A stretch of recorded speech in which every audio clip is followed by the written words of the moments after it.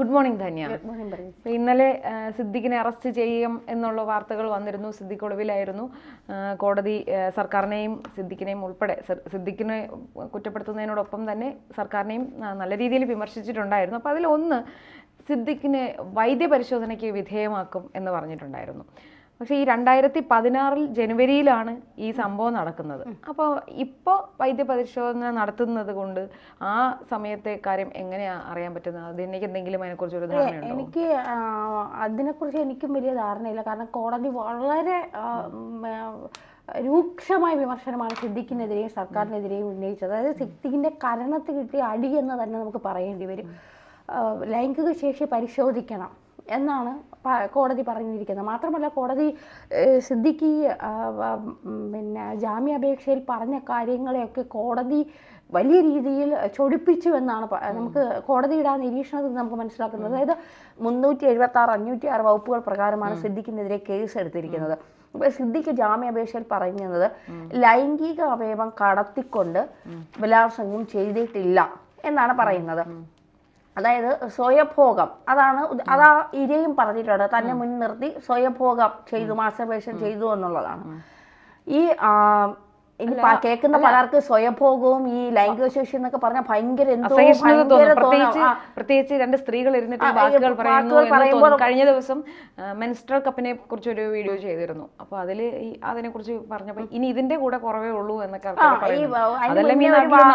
ഒരു വാർത്തയിൽ ഞാൻ കഴപ്പ് എന്നൊരു വാക്ക് ഉപയോഗിച്ചപ്പോൾ അതെന്തോ വലിയ ഭീകര തെറ്റാണെന്നൊക്കെ പറഞ്ഞിട്ട് വിമർശനങ്ങളുണ്ടായി. അപ്പൊ ഇത് കേൾക്കുന്നവർക്ക് അത്തരത്തിൽ ചില പ്രശ്നങ്ങൾ, അത് കേൾവിയുടെ പ്രശ്നമാണ്. അത് നമ്മൾ പറയേണ്ട കാര്യങ്ങൾ തന്നെ പോവാൻ കഴിയില്ല. അപ്പോൾ അതല്ല, ഈ സിദ്ദിഖിന് ഇത്രയ്ക്ക് അറിവില്ലേ? ഒരു സ്ത്രീയോട് ലൈംഗിക ചുവയുള്ള വാക്കുകൾ ഉപയോഗിക്കുകയോ ലൈംഗിക ചേഷ്ട കാണിക്കുകയോ ചെയ്താൽ തന്നെ അത് കുറ്റകരമാണ് എന്നുള്ള സാമാന്യ ബോധം സിദ്ദിഖിനില്ലേ? ജാമ്യാപേക്ഷയിൽ ഇതൊക്കെ ജാമ്യാപേക്ഷയിൽ പറയുന്നത് ഈ പെൺകുട്ടി ചൈനയിൽ MBBS പഠിക്കാൻ പോയപ്പോൾ അവിടെ തൻ്റെ സഹപാഠികളുടെ നഗ്ന വീഡിയോ എടുത്ത് പ്രചരിപ്പിച്ചു. അതുകൊണ്ട് അതിജീവിതയുടെ രീതിയെ സംശയിക്കണം. അപ്പൊ കോടതി പറഞ്ഞു ആ കഥ വേറെ, ഈ കാര്യം വേറെ. അങ്ങനെ അതിജീവിതയുടെ ഇത് സംശയിക്കാൻ പറ്റില്ല. അതിജീവിച്ച് വന്നതിനെ വില കുറച്ച് കാണാനും കഴിയില്ല എന്നൊരു പരിഗണിക്കേണ്ട ആവശ്യമില്ല. ഇവർ ചെയ്ത തെറ്റ് ഒന്ന് ആലോചിച്ച് നോക്കിച്ച്.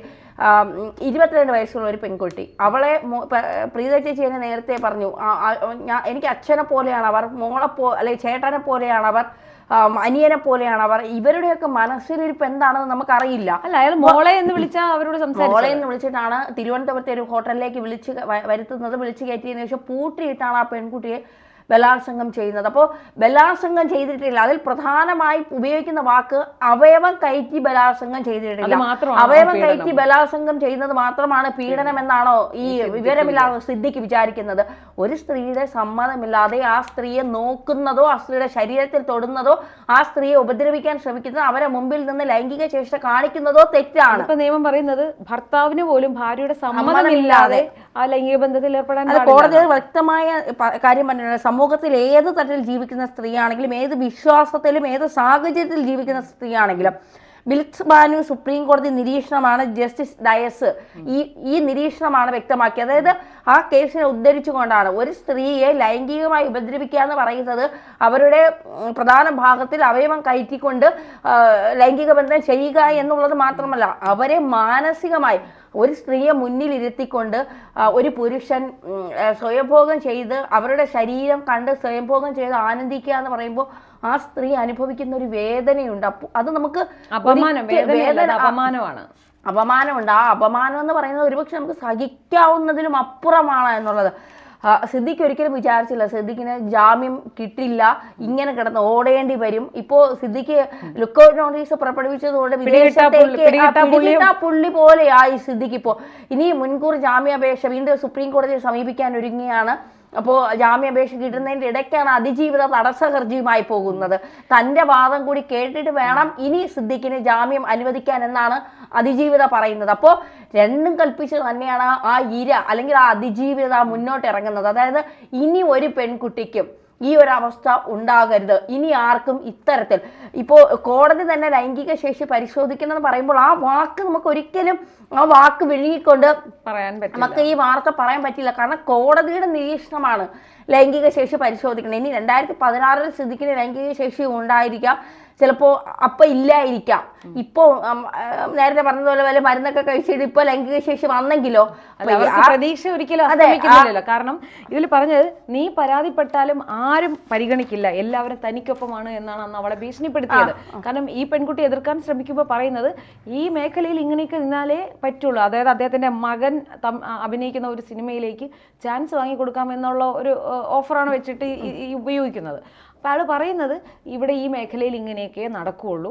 മറ്റു പല നടിമാരുടെയും പേരുകൾ പരാമർശിച്ചുകൊണ്ടാണ് പറയുന്നതെന്ന്. അവരെല്ലാം ഇങ്ങനെയൊക്കെ ചെയ്തിട്ടാണ്, സഹകരിച്ചിട്ടാണ് അവർ ഈ നിലയിൽ എത്തിയത്. അതുകൊണ്ട് നീയും സഹകരിച്ചേ പറ്റൂ എന്ന് നിർബന്ധിക്കണം. എൻ്റെ ഒരു അഭിപ്രായത്തിൽ ഇത്തരം നീക്കങ്ങൾ ഉണ്ടാകുമ്പം സ്ത്രീകൾ ഇതിനെ കായികമായി നേരിടാൻ പ്രാപ്തരാവണമെന്നാണ്.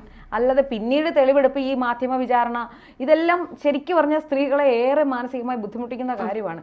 സ്ത്രീകൾ എപ്പോഴും ഇങ്ങനെയുള്ളൊരു അപ്രോച്ച് ഉണ്ടാവുമ്പോൾ അതിനെ കായികമായി നേരിടാൻ എപ്പോഴും സജ്ജരായിരിക്കണം. അതിനാണ് സ്ത്രീകൾ ശ്രമിക്കേണ്ടതെന്നാണ് എനിക്ക് തോന്നിയിട്ടുള്ളത്, എൻ്റെ വ്യക്തിപരമായി.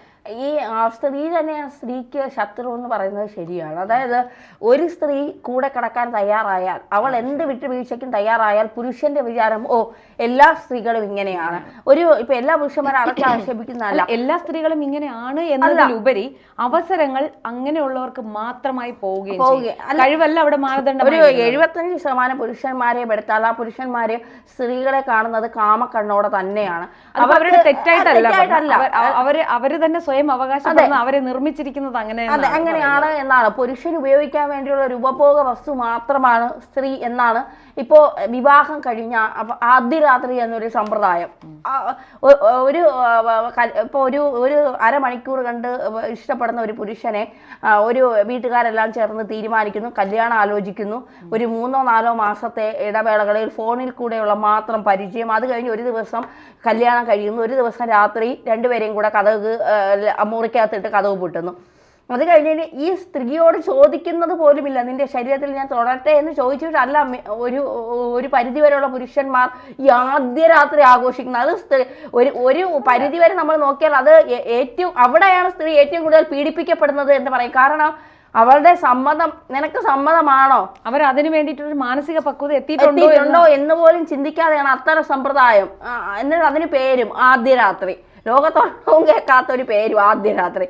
എന്തായാലും ഇപ്പൊ അതിനൊക്കെ കുറെ മാറ്റങ്ങൾ, ഇപ്പൊ ആൺകുട്ടികൾ വരും തലമുറ കുറെയൊക്കെ അതിനെ ചിന്തിച്ച് അവർ കുറെയൊക്കെ നല്ല രീതിയിൽ അവര് സമൂഹമൊക്കെ മാറ്റിയെടുക്കാൻ ശ്രമിക്കുന്നുണ്ട്. അതിനോട് ഒരു കാര്യം കൂടെ കൂട്ടിച്ചേർത്തോട്ടെ. ഇപ്പൊ പറഞ്ഞില്ലേ, വീട്ടുകാർ ആലോചിക്കുന്നു, കല്യാണത്തിന് ചിലപ്പോൾ ഈ പറഞ്ഞ പോലെ കല്യാണത്തിന് അന്നായിരിക്കും അവർ ഇത്രയും ക്ലോസ് ആയിട്ട് ഇപ്പൊ പല ആൾക്കാരും കാണുന്നത്. ഇപ്പോഴും ഈ നല്ല പ്രായപൂർത്തിയായ പുരുഷന്മാർ പോലും അച്ഛനും അമ്മയും അല്ലെങ്കിൽ വീട്ടുകാർ പറയുന്ന ഒരാളെ മാത്രമേ ഞാൻ കല്യാണം കഴിക്കൂ എന്ന് പറയുന്ന പുരുഷന്മാരും പെൺകുട്ടികളും ഉണ്ട്. അത് ഇപ്പൊ ഇത് പറയുമ്പോൾ പറയും, ഇവർക്കൊക്കെ വേറെ പുരോഗമനവാദികളാണ്. പുരോഗമനമല്ല, മനുഷ്യത്വ. ആദ്യം ആരാണോ ഒന്നിച്ച് ജീവിക്കേണ്ടത് അവർ തമ്മിലാണ് പരസ്പരം മനസ്സിലാക്കി പരസ്പരം അവർ ഓക്കെ ആവണം, കുടുംബക്കാരല്ല ഓക്കെ ആവണം ആദ്യം. അത് മാത്രമല്ല, ഒരു സ്ത്രീ ശാരീരികമായി സെക്സ് ചെയ്യാൻ അവൾ പ്രാപ്തയാണോ എന്ന് അവൾക്ക് മാത്രമേ അറിയാവൂ. അവളുടെ മാനസികാവസ്ഥ അതിന് തയ്യാറാണോ എന്ന് അവൾക്ക് മാത്രമേ, അതൊരിടത്തും പരിശോധിക്കപ്പെടുന്നില്ല. നീ ഓക്കെ ആണോ എന്ന് ഒരു അമ്മമാരും, നീ കല്യാണം കഴിഞ്ഞ് നീ ഒരു പുരുഷനുമായി ഒരുമിച്ച് ജീവിക്കാൻ നീ തയ്യാറാണോ എന്ന് ലോകത്ത് ഒരു അമ്മമാരും പെമ്മക്കളോട് ചോദിക്കുന്നില്ല. ഈ കാലഘട്ടത്തിൽ അമ്മമാരെ ഒരു അമ്മമാരും ചോദിക്കുന്നില്ല, നീ അവനുമായി സെക്സ് ചെയ്യാൻ നിന്റെ ശരീരം അതിന് പ്രാപ്തയാണോ എന്ന് ചോദിക്കുന്നില്ല. ഇപ്പൊ നമ്മൾ ഈ ആവർത്തിച്ച് ഈ കാര്യം പറയുമ്പോൾ എല്ലാരും ഇത് പറയാൻ വേണ്ടി അതല്ല. ഇപ്പൊ ഈ വിവാഹം എന്ന് പറയുന്നതാണ് ഔദ്യോഗികമായ ഒരു ലൈസൻസ് കൊടുക്കുന്നത്. അതെ, ഔദ്യോഗികമായ. അതായത് മറ്റേത് പിന്നെ തേടി പോകണ്ട പറഞ്ഞാൽ ചിലപ്പോൾ വിവാദങ്ങൾ അവതരം മിണ്ടാതിരിക്കുന്നതെന്നല്ല. എന്തായാലും സിദ്ദിഖിനെ സംബന്ധിച്ച് സിദ്ദിഖ് ചെയ്തത് വളരെ ചെറ്റത്തരം. ഇനി ആ വാക്ക് ഉപയോഗിക്കുമ്പോഴും ചിലർക്ക് അസഹിഷ്ണുത തോന്നിയാലും കുഴപ്പമില്ല. 22 വയസ്സായ ഒരു പെൺകുട്ടിയെ ചെറ്റയെന്ന് തന്നെ വിളിച്ചു പോകണം. അങ്ങനെ വിളിക്കാത്തത് കൊണ്ടാണ് പലവരും ഇത്തരത്തിൽ വൃത്തികേടുകൾ കാണിക്കുന്നത്. ചേച്ചി, എനിക്കറിയാവുന്ന എൻ്റെ ഒരു ഏറ്റവും അടുത്ത സുഹൃത്ത് വിവാഹം കഴിഞ്ഞ് 10ാമത്തെ ദിവസം, 6 വർഷത്തെ പ്രണയമാണ്, വിവാഹം കഴിഞ്ഞ് 10ാമത്തെ ദിവസം വേറൊരു സ്ത്രീയുമായി അയാള് ബന്ധത്തിന് പോയി, കല്യാണത്തിന് മുന്നേ അയാൾക്ക് ബന്ധമുണ്ട്, കല്യാണത്തിന് ശേഷവും കല്യാണം കഴിഞ്ഞ് വെറും 10 ദിവസം കഴിഞ്ഞപ്പോൾ. അപ്പൊ ഈ പെൺകുട്ടി ചെയ്ത തെറ്റെന്താണ്? അല്ല, ഈ 6 വർഷം പ്രണയത്തിലായിരുന്നു എന്ന് പറഞ്ഞില്ല, അപ്പൊ ഈ പെൺകുട്ടിക്ക് അത് അറിയാൻ കഴിഞ്ഞില്ലായിരുന്നു? ഇല്ല, ഈ ഇങ്ങനെ ഒരു ബന്ധത്തെ കുറിച്ച് പോലും അറിയില്ലായിരുന്നു. ഇങ്ങനെ ഒരു ബന്ധമുണ്ട്, അവളും കല്യാണം കഴിഞ്ഞ 2 കുട്ടികളുടെ അമ്മയാണ്.